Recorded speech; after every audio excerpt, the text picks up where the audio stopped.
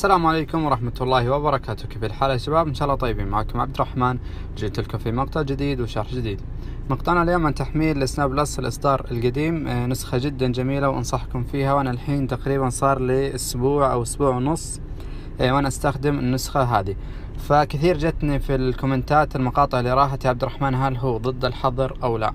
أولا ما في شيء اسمه ضد الحظر. أي نسخة أو أداة أنت محملها طرف ثالث يعني يكون في علمك انه حسابك معرض للحظر في اي وقت، حتى لو طولت مدة الحظر. يعني جت فترة وانت محمل بلس وما جاك حظر، نهائيا لا تقول النسخة هذه ضد الحظر، لانه صار لي سنة ما انحظرت، وبالحملة هذه 3 مرات انحظر حسابي.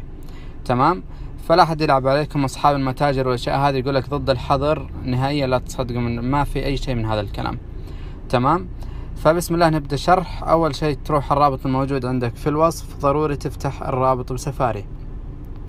اللي ما يعرف يفتح الرابط بسفاري راح تضغط علامة البوصلة أو الساعة اللي راح تلقاها تحت على اليسار في الزاوية. تمام؟ بعدين راح يفتح معك متصفح سفاري على طول. بعدين راح تفتح معك الصفحة هذه، نضغط أنا لست برنامج روبوت على المربع الأبيض اللي هنا. تمام؟ بعدين كليك هير تو كونتينيو اللي في اللون الأزرق، الكلمة هذه.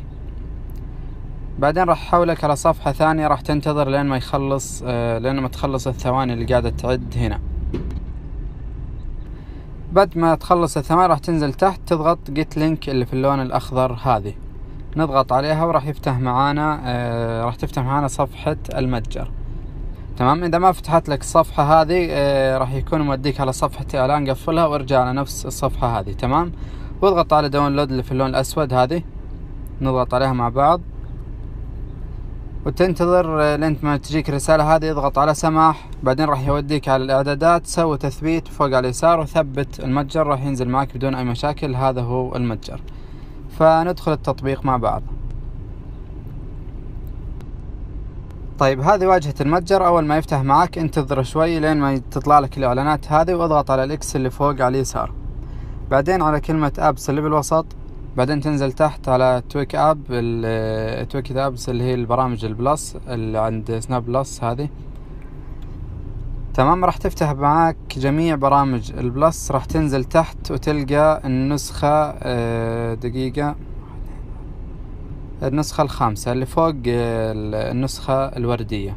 تمام؟ راح تجيك بلس مكرر وبلس العادي اللي ما في جنب النسخة رقم 2، هذه لازم تحذف الأساسي. أما اللي في جنبها رقم 2 فهذه مكررة وتقدر تحملها مع أي نسخة عندك. رقم إصدار التطبيق 10/19/1، هذا هو 10/19/1. هذا نسخة قديمة بإذن الله. هذه النسخة ما أقولك ضد الحظر، تمام، لكن بإذن الله أنها تتجنب الحظر، لأن النسخ الجديدة أغلبها هي اللي فيها مشاكل الحظر مع التحديث الجديد وارجاع الشكل القديم ومن الأشياء هذه. فالنسخة هذه جدا بطل، أنصحكم فيها. تمام؟ طبعا أول ما تحمل النسخة راح تلقى فيها إعلانات. تمام؟ ضروري تحط إيميل إزالة الإعلانات، راح يكون بالوصف، وراح تكون صورة الإيميل موجودة عندكم الحين زي ما انتم شايفين، صور الشاشة عليها.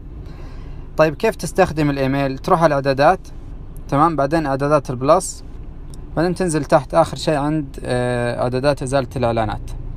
راح تلقى بدل هذا الخيار أول واحد، دقيقة واحد نسوي تسجيل خروج، راح تجيك الخيارات هذه، تضغط على أول خيار اللي هو هذا، وتحط هنا أول شيء الإيميل. راح يكون قبل شوي حطيت لكم الإيميل وراح يكون بالوصف. تحط هنا الإيميل وهنا الباسورد. أول ما تحطه وتضغط لوجين خلاص كذا راح يقول لك إن أنت حطيت إيميل إزالة الإعلانات، وراح تختفي الإعلانات نهائيا من التطبيق.